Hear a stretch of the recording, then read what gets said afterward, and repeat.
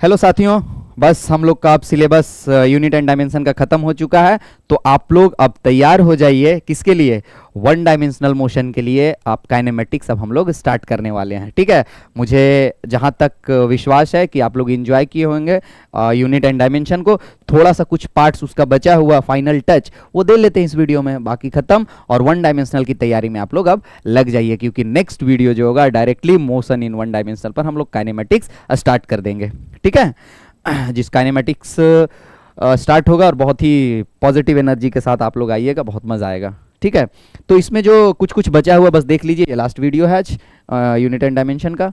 क्या है आपका, ये मैंने लास्ट क्लास बताया था आपको कि ये ग्रेविटेशन का आप खुद से कर दीजिएगा। अब देखिए एक लाइन इन्होंने बोला है, पहले समझते हैं लाइन को। यहाँ फिजिक्स पढ़ने, साइंस पढ़ने का मतलब मैथमेटिक्स भी, मोशन इन वन डायमेंशन के साथ साथ ही मैं आपका मैथमेटिक्स का चैप्टर स्टार्ट करूँगा जिसका नाम होगा कोनिक सेक्शन, ठीक है। अब देखिए ये क्या है, इसको पहले समझते हैं। हमारा मोटो है समझना, ऐसा नहीं क्वेश्चन बना दिए हो गया, समझना है। क्या बोला? Conversion of quantity from given system to a new hypothetical system. Hypothetical system क्या? इन्होंने बोला कि आपने सिस्टम पढ़ा, एसआई, सीजीएस, एमकेएस, एफपीएस पढ़ा ना आपने? बोला हाँ हमने पढ़ा। बोला कि आपने 4 पढ़ा, तो आप जो 4 बोले मैं वही मानूं क्या? मैं 20 ऐसा ऐसा मान सकता हूं। केकेएस, सेपीएस, लेपीएस, डीपीएस, हमको जो मन करेगा हम भी मानेंगे। आप एमकेएस माने, मैं नहीं मान सकता हूं, आप मान सकते हैं। तो उसको हम बोलेंगे हाइपोथेटिकल सिस्टम। इन्होंने बोला कि आप एसआई से सीजीएस निकाल दिए, एसआई से आप एमकेएस निकाल दीजिए, ठीक है। तो आप एसआई से एक पीडीपी निकाल दीजिए, सीडीएस निकाल दीजिए, ठीक है। तो वो जो पीडीपी सीडीएस मैं जो बोल रहा हूं ये कोई सिस्टम नहीं है, पर हाइपोथेटिकली हम कुछ भी मान सकते हैं। मतलब आप जो 4 माने उसको हम पढ़ें, हम जो माने वो आप नहीं पढ़िएगा क्या? तो हाइपोथेटिकल भी बता रहा। तो हाइपोथेटिकली मतलब कोई भी ऐसा ये बोलेगा मानना, उस पर हम लोग n1 u1 equal to n2 u2 लगा देंगे, आंसर आ जाएगा। तो देखिए क्या बोला है, इन अ पार्टिकुलर सिस्टम, एक पार्टिकुलर सिस्टम में मानने बोल रहा है। ये इंटरनेशनली एक्सेप्टेबल नहीं है, ये अपने हिसाब से एक क्वेश्चन बना रहा है मात्र, ठीक है। इन अ particular system the unit of length mass and time are chosen to be। अच्छा ये क्या बोला है कि आप जैसे यूनिट लेंथ को आप मान रहे थे ना 1 मीटर, ये बोला नहीं नहीं हम 10 सेंटीमीटर मानेंगे। मेरा मन 10 सेंटीमीटर, किसको? लेंथ को मान लीजिए। फिर इन्होंने बोला टाइम को मानेंगे 0.1 सेकेंड। हम 1 सेकेंड नहीं मानेंगे, आपने 1 सेकेंड माना ना एसआई में, हम नहीं मानेंगे, हम 0.1 सेकेंड मानेंगे, मानिए हाइपोथेटिकल। इसके बाद इन्होंने बोला कि क्या बोला? लेंथ हो गया। मास को इन्होंने बोला मैं मानूंगा 10 ग्राम। आप 1 kg मानते हैं ना, 1000 ग्राम ना, मैं 10 ग्राम मानूंगा। ठीक है मान लीजिए, आपकी मर्जी, आपका मन है तो मान लीजिए। तो इसमें आप बताइए अगर ऐसा हो सिस्टम कोई, तो फोर्स का यूनिट क्या होगा? तो निकाल लेते हैं। क्या बड़ा चीज पूछा है, mass into acceleration. Mass into acceleration equals to velocity per unit time, ठीक है। और वेलोसिटी आप लोग को पता है, आप बार बार बताने की जरूरत है। Mass into velocity displacement upon time, time square हो गया, ठीक है। तो डिस्टेंस एक लेंथ है, लेंथ पता है, टाइम भी पता है, मास भी पता है, बस हो गया, निकल गया। क्या करना है, बस निकल गया। देखिए इसको यहाँ लिखता हूँ। मास इन्होंने अपने सिस्टम के हिसाब से बोला है 10 ग्राम, 10 ग्राम। इन्होंने डिस्टेंस को बोला है 10 सेंटीमीटर, ग्राम सेंटीमीटर, इसका ग्राम है, सेंटीमीटर इसका। और आपका 0.1 सेकेंड बोला इन्होंने। तो कर लेता हूं, तो क्या आएगा? 100 ग्राम सेंटीमीटर और 0.1 मिलकर 0.01 हो गया, तो 100 ऊपर चला जाएगा, ठीक है। इतना second square, second to the power -2, ठीक है। तो कितना हो गया आपका? 10 to the power 4 gram second पर स्क्वायर। अब ग्राम सेकेंड पर स्क्वायर किसको बोलते हैं? सीजीएस है आ गया, ये सीजीएस है ना, gram centimetre, sorry centimetre, gram centimetre और सेकेंड स्क्वायर क्या है? सीजीएस है। तो बस दिख गया 10 to the power 4। इस यूनिट को क्या बोलते थे? फोर्स है ना, इसको क्या बोलते थे? क्या बोलते? डाइन। तो ये डाइन है ना, 1 डाइन है बेसिकली ये। तो 10 to the power 4 और डाइन आ गया, ठीक है। या फिर डायरेक्टली ये आंसर हो गया हमारा इस यूनिट में, जो आप हाइपोथेटिकल यूनिट माने इसमें ये आंसर हो गया। अब इसको आप जिसमें चेंज करने के लिए, डाइन में करना है कर लीजिए, एसआई में करना है एसआई में कर लीजिए, न्यूटन में, ठीक है। तो ये आपके ऊपर है बस। the question is going to be last. The units of length force increase 4 times, then the unit of energy will be.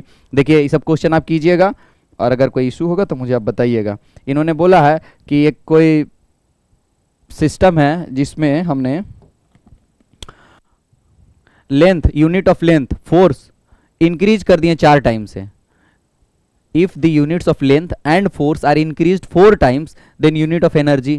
तो बहुत आसान है. एनर्जी क्या होता है अब बताए थे, F into S, energy equal to F into S. पहला जो सपोज पहला एनर्जी F1 S1 था और दूसरा में इन्होंने क्या किया F2 S2 कर दिया, मीन सबको बढ़ा दिया. तो E1 अपॉन E2 क्या हो जाएगा, मतलब पहला सिस्टम और दूसरा सिस्टम को कंपेयर कर रहे हैं हम.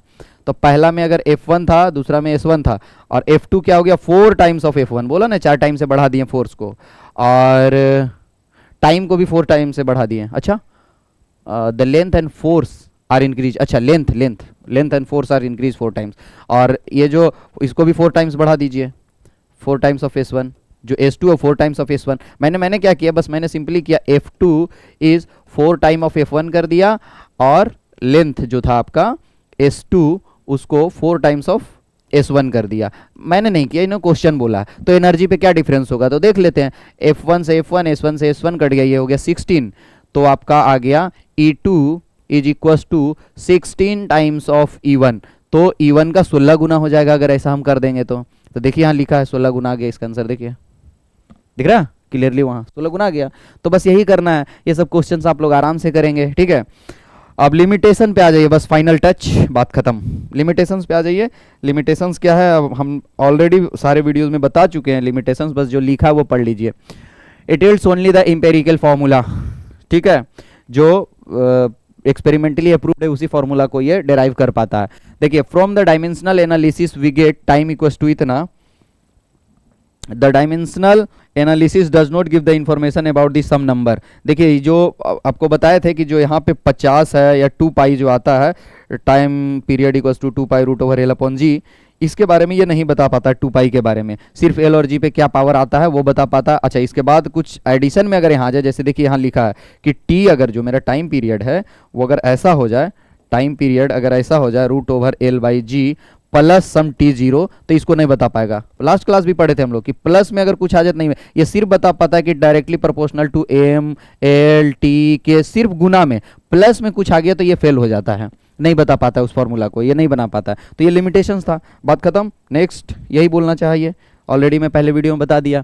ठीक, this method is useful. Same वही बात, फिर से वही बात बोल रहा. देखिए कुछ भी नया नहीं है, फिर से वही बोला कि ये फॉर्मूला जो है आपका ऐसा ही बनाएगा. कोई भी आपका फंक्शन जो है, कोई भी फंक्शन जो डायरेक्टली प्रोपोर्शनल होगा x पे, y पे, z पे, मतलब हमारा m l t ये सब है, तो इस पे होगा सिर्फ गुना में, उसी को बता पाएगा. अगर प्लस में कुछ आ जाए तो नहीं बता पाएगा. देखिए यही बोला, अगर फंक्शन जो है वो कुछ फिजिकल क्वांटिटी ऐसा, कुछ ऐसा, कुछ ऐसा, कुछ ऐसा, कुछ ऐसा आ जाए तो इसको ये बेचारा नहीं डिराइव कर पाता है, तो इसका लिमिटेशन है. ठीक है, बात खत्म. जैसे देखिए F equals to U T plus half A T square को नहीं डिराइव कर पाता है, बस S equals to V T को बहुत बढ़िया से डिराइव कर देता है. F equals to M A mass into acceleration को बढ़िया से डिराइव कर देता है. अगर एक टर्म है तो हो जाता है, बाकी टर्म को नहीं कर पाता है. ठीक है, बात खत्म. Dimensional energy, this method will not work if a quantity depends on another quantity और साइन और कोसाइन. देखिए हम लोग अभी जितना भी पढ़े उसमें साइन कोसाइन आया कोई फॉर्मूला में नहीं. अगर आएगा साइन कोसाइन तब भी ये नहीं बता पाएगा. क्यों? क्योंकि साइन कोसाइन तो इंडिपेंडेंट है ना डायमेंशन से.